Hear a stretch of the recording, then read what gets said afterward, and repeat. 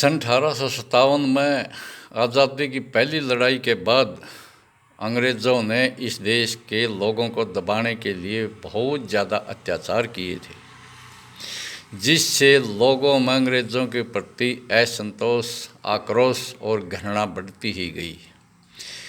जब सन 1914 में पहला विश्व युद्ध शुरू हुआ तो अंग्रेज़ों को अपनी फ़ौज के लिए इस देश के नौजवान बहुत ही कम संख्या में मिल रहे थे। इस काम के लिए अंग्रेज़ दक्षिणी अफ्रीका से महात्मा गांधी को लाए थे, जो कि महात्मा गांधी दक्षिणी अफ्रीका में अपना कारोबार चला रहा था। उस समय ये महज महात्मा गांधी न होकर के मिस्टर M.K. गांधी थे, यानी मोहनदास करमचंद गांधी। और इन्होंने इटली, जर्मनी, ऑस्ट्रिया, हंगरी की सीमाओं पर लड़ने के लिए अंग्रेज़ों की तरफ से इस देश के नौजवान खूब भर्ती करवाए थे। क्योंकि गांधी उस समय बैरिस्टर पास था, उस समय अनपढ़ता ज़्यादा थी और लोग पढ़े लिखे का विश्वास भी कर लिया करते थे। उस समय गांधी की उम्र 47 वर्ष थी। उससे पहले गांधी को इस देश से कोई लेना देना नहीं था, जबकि दूसरी तरफ इस देश के 16-16 वर्ष के, 17-17, 18-18, 20-20 वर्ष के बच्चे कुर्बानियाँ दे रहे थे। खुदीराम बोस को तो अंग्रेज़ों ने 17 वर्ष की उम्र में फांसी पर लटकाया था। अंग्रेज़ों का और गांधी के बीच में एक गुप्त समझौता भी हुआ बताते हैं। अगर हम लड़ाई जीत गए तो तेरे को कोई छोटी मोटी रियासत दे देंगे। ये बातें एक क्रांतिवीर ममनाथ गुप्त ने अपनी गुमनाम शहीदों की पुस्तक में लिख रखी है। ममनाथ गुप्त, जो कि काकोरी रेल डकैती में पंडित राम प्रसाद बिस्मिल के साथ था और उनका दाहिना हाथ भी था। राजगुरु चंद्रशेखर का साथी था। राजगुरु और चंद्रशेखर को क्रांति दल में ममनाथ गुप्त ही ले आया था।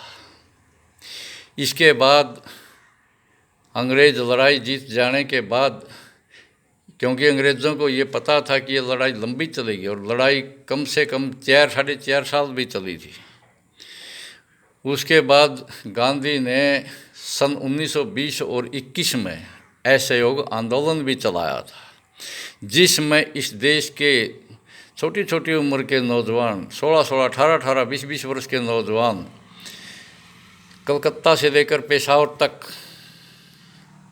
कन्याकुमारी से लेकर कश्मीर तक गांधी के असहयोग आंदोलन में बढ़ चढ़ कर भी भाग लिया था।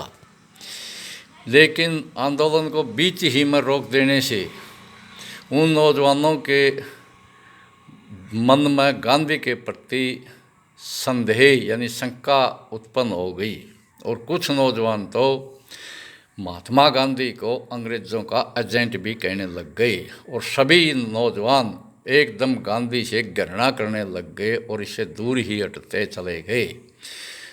और उन्होंने दोबारा स्कूल कॉलेजों में दाखिला भी ले लिया। जब सन 1924 में Hindustan Socialist Republican Association Satyendra Nath Sanyal, Yogesh Chandra Chatterjee और राम प्रसाद बिस्मिल ने कलकत्ता में स्थापना की तो तकरीबन सभी नौजवान HSRA में शामिल होते गए। यानी पंडित राम प्रसाद बिस्मिल, भगत सिंह, चंद्रशेखर आज़ाद, राजगुरु, ये सभी HSRA के सदस्य बन कर के आज़ादी के लिए लड़ने लग गए। और इस क्रांति दल का भी तकरीबन इस देश के 90% भूभाग पर प्रभाव था, यानी कलकत्ता से लेकर पेशावर तक और कन्याकुमारी से लेकर कश्मीर तक के नौजवान शामिल हो गए। तो आगे चलकर सन 1939 में जब नेताजी सुभाष चंद्र बोस को दूसरी बार कांग्रेस का अध्यक्ष चुना गया था तो गांधी और नेहरू ने सुभाष को कांग्रेस से धक्के मार करके यानी बेइज्जती करके कांग्रेस से बाहर निकाला था। तब जा कर के सुभाष चंद्र बोस ने बंगाल में जाकर के फॉरवर्ड ब्लॉक नाम की पार्टी भी बनाई थी। गांधी ने कभी भी पूर्ण आज़ादी की मांग नहीं की थी। सन 1942 में जब गांधी आज़ादी आने के नज़दीक थी, तब जाकर के गांधी ने पूर्ण आज़ादी की मांग की थी। और आखिरी में गांधी ने इस देश का बेड़ा गर्क करने के लिए सरदार पटेल से ज़बरदस्ती सत्ता की बागडोर छीन करके नेहरू को दी गई थी। और इस देश की आज़ादी की नींव बहुत ही गलत रखी गई थी।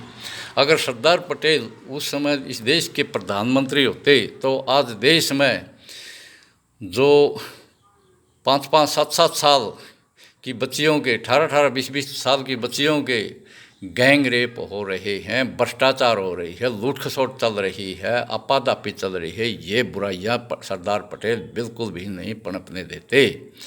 और इस देश का बड़ा भारी गांधी ने जवाहरलाल नेहरू को सत्ता की बागडोर सौंप करके बहुत बुरा किया है। ओम।